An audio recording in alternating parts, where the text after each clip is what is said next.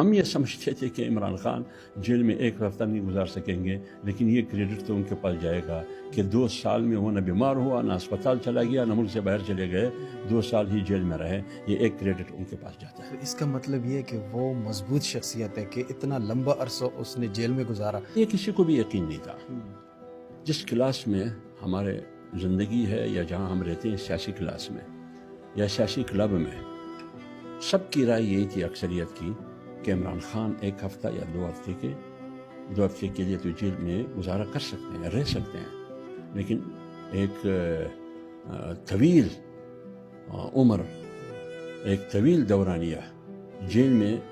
उनके लिए रहना बहुत मुश्किल है।